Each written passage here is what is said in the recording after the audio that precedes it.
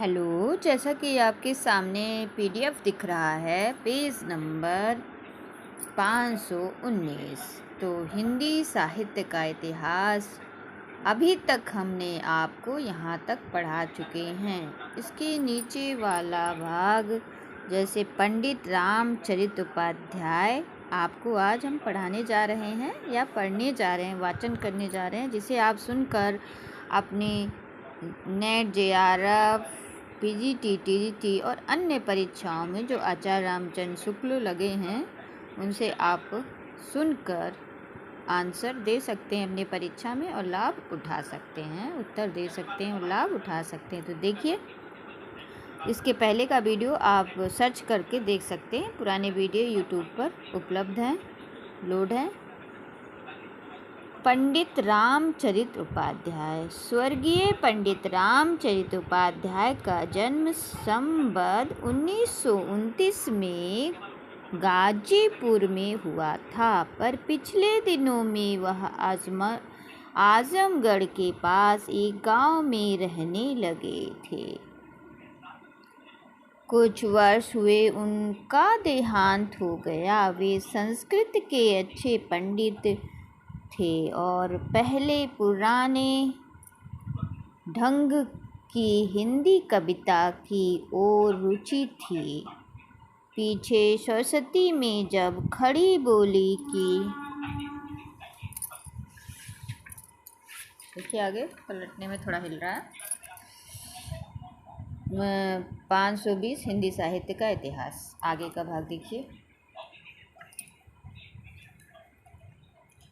कविताएं निकलने लगी, तब वे नए ढंग की रचना की ओर बढ़े और द्विवेदी जी के प्रोत्साहन से बराबर उक्त पत्रिका में अपनी रचनाएं भेजते रहे। राष्ट्र भारती, देवदूत, देवसभा, देवद्रौपदी, भारत भक्ति, विचित्र विवाह इत्यादि अनेक कविताएं इन्होंने खड़ी बोली में लिखी। तो कौन कौन सी कविताएं इन्होंने खड़ी बोली में लिखी, कौन लिखी? पंडित रामचरित उपाध्याय। तो देखिए कविता का नाम राष्ट्र भारती, देवदूत, देवसभा, देवद्रौपदी, भारत भक्ति, विचित्र विवाह इत्यादि अनेक कविताएं इन्होंने खड़ी बोली में लिखी है।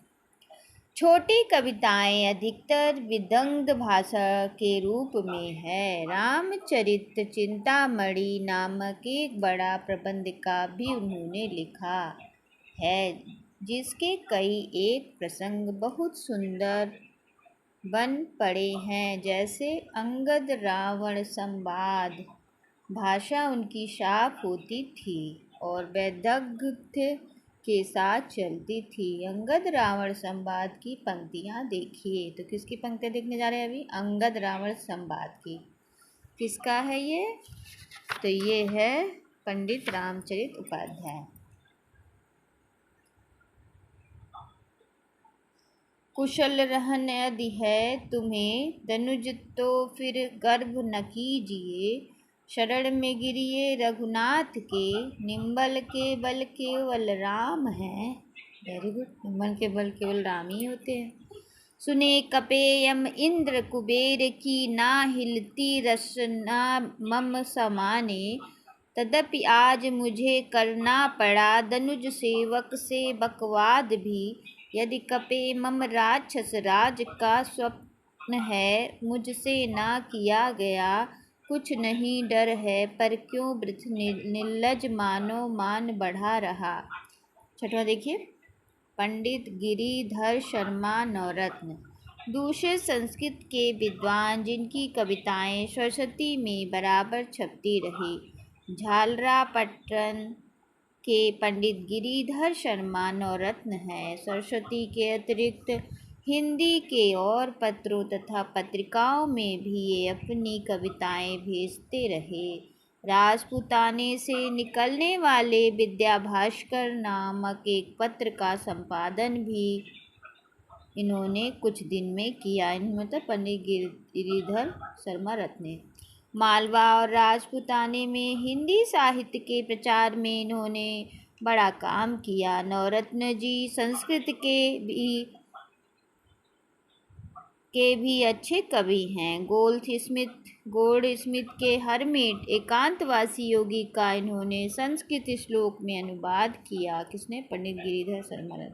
हिंदी में भी इनकी रचनाएं कम नहीं। कुछ पुस्तकें लिखने के अतिरिक्त अनुवाद भी कई पुस्तकों का किया है। रविंद्र बाबू की गीतांजलि का हिंदी पदों में इसका अनुवाद बहुत पहले निकला था। माघ के शिशुपाल वध के 2 सर्गों का अनुवाद हिंदी माघ के नाम से इन्होंने संवत 1985 में किया था। पहले ये ब्रज भाषा के कवित्व आदि रचते थे, जिनके कहीं कहीं खड़ी बोली का भी आभास रहता था।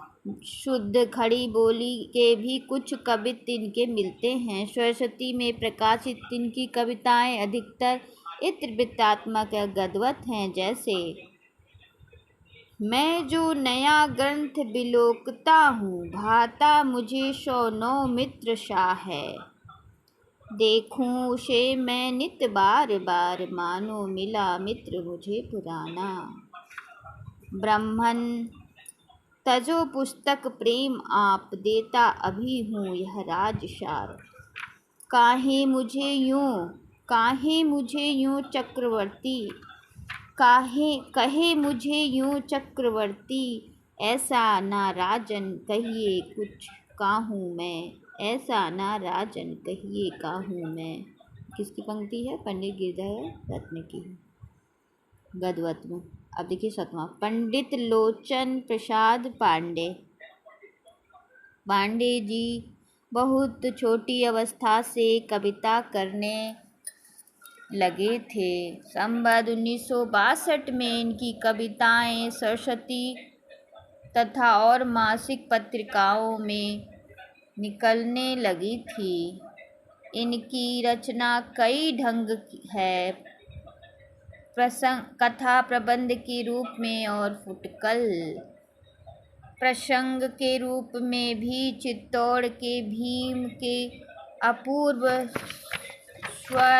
स्वत्याग की कथा, नंददास की रास पंचाध्यायी के ढंग पर इन्होंने लिखी।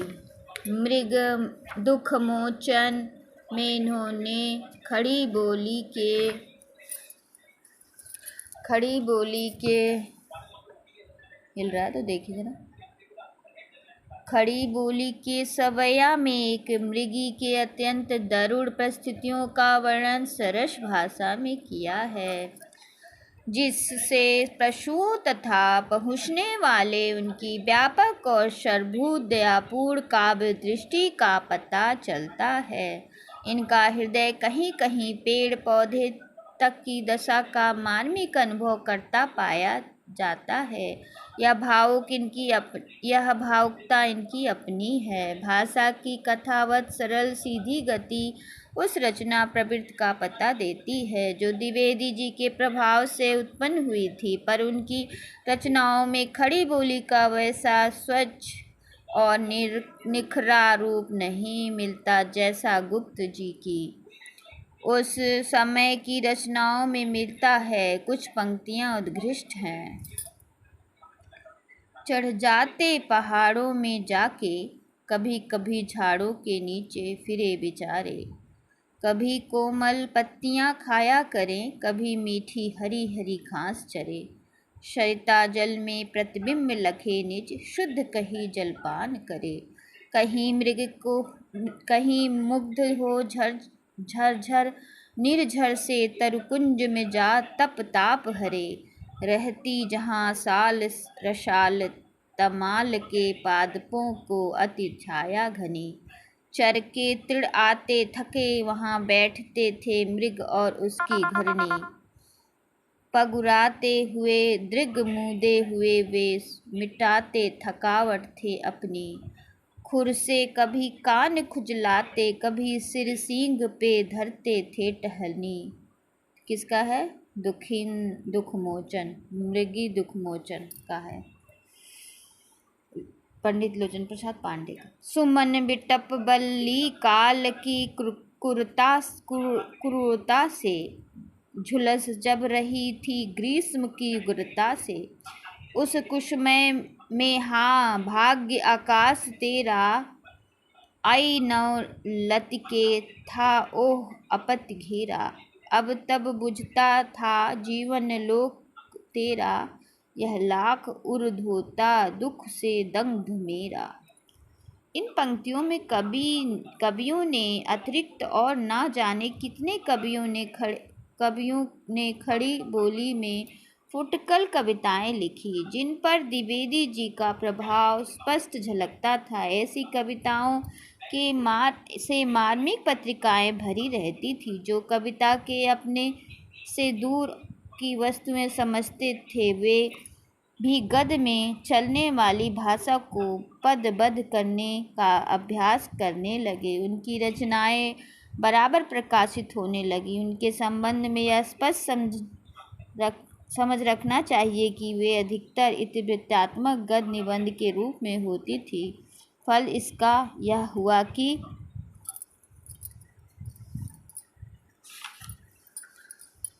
पेज नंबर 522 हिंदी साहित्य का इतिहास।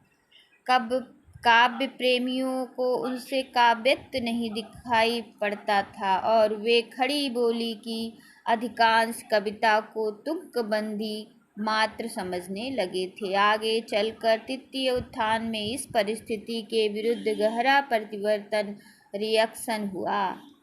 जहाँ तक तो उन कवियों का उल्लेख हुआ है जिन्होंने द्विवेदी जी की प्रोत्साहन से अथवा उनके आदर्श के अनुकूल रचनाएं की, पर इस द्वितीय उत्थान के भीतर अनेक ऐसे कवि भी बराबर अपनी वक्र धारा बांधते रहे, जो अपना स्वतंत्र मार्ग पहले से निकाल चुके थे और जिन पर द्विवेदी जी कोई विशेष प्रभाव नहीं दिखाई पड़ता, जिसमें द्विवेदी के कोई विशेष प्रभाव नहीं दिखाई पड़ता। द्विवेदी मंडल के बाहर ही काव्य भूमि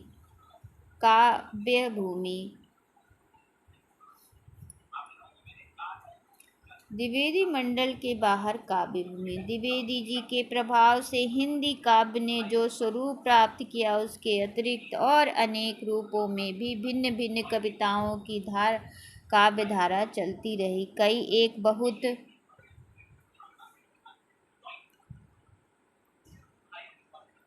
एक बहुत अच्छा कवि अपने ढंग पर सरस और प्रभावपूर्ण कविता करते रहे, जिनमें मुख्य राय देवी प्रसाद पूर्ण, नाथूराम शर्मा, पंडित गया प्रसाद सुख स्नेही, पंडित सत्यनारायण कवित्रत, लाला भगवान दीन, पंडित राम नरेश त्रिपाठी, पंडित रूप नारायण पांडे।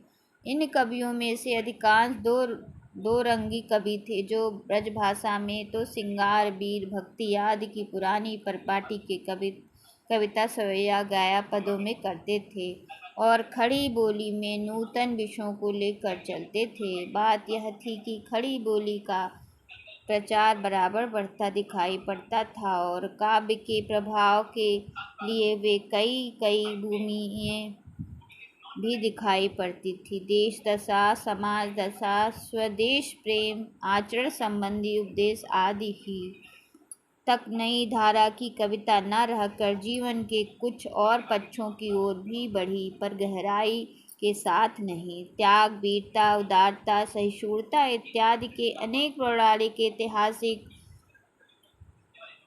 प्रसंग पदबद्ध हुए, जिनके बीच बीच में जन्मभूमि प्रेम, स्वाति, गौरव, आत्मसम्मान की व्यंजना करने वाले जोशीले भाषण रखे गए। जीवन के गूढ़ मार्मिक या रमणीय प्रवृत्ति नहीं दिखाई पड़ी। पंडित राम नरेश त्रिपाठी ने कुछ ध्यान कल्पित प्रबंध की ओर दिया। दार्शनिकता का पुट राय देवी प्रसाद पूर्ण की रचनाओं में कहीं कहीं दिखाई पड़ता है, पर किसी दार्शनिक तथ्य को हृदयग्राह रसात्मक रूप देने का प्रयास उसमें भी नहीं पाया जाता, जिनके बसंत वियोग में भारत दशा सूचक प्राकृतिक विभूति के नाना चित्रों के बीच बीच में कुछ दार्शनिक तत्व रखे गए हैं, और अंत में आकाशवाणी द्वारा भारत के कल्याण के लिए कर्म योग भक्ति का आदेश दिलाया गया। प्राकृतिक वर्णन की ओर हमारा काव्य कुछ अधिक अक्षर हुआ, पर प्रयाग वही तक रहा जहाँ तक उसका संबंध मनुष्य के सुख सौंदर्य भावना से है। प्रकृति के जिन सामान्य रूप बीच नर जीवन का विकास हुआ, जिन रूपों से हम बराबर घिरे रहते आए हैं, उनके प्रति यह राग या ममता न व्यक्त हुई जो चिर सहचरों स्वभाव हुआ करती है। प्राकृतिक के पर्यावे ही चटकीले भड़कीले रूप लिए गए, जो सजावट के काम में समझे गए। सारांश यह है कि जगत और जीवन में नाना रूपों और तथ्यों के बीच हमारे हृदय का प्रसार करने में बाड़ी वैसी तात्पर्य न दिखाई पड़ी। तो ये किसका कथन है? आचार्य रामचंद्र शुक्ल। किसके बारे में? द्विवेदी के बाहर की काव्य भूमि के बारे में। तो नमस्कार, अभी तक हम यहीं तक पढ़ेंगे। पेज नंबर 523 में पहुँचे हैं। यहाँ से आठवें कवि राय देवी प्रसाद पूर्ण के बारे में हम पढ़ेंगे, अगले वीडियो में जानेंगे। तो नमस्ते। आशा करती हूँ आचार्य रामचंद्र शुक्ल के ये वाचन और PDF देखकर आप अपनी परीक्षा में लाभ उठा सकते हैं।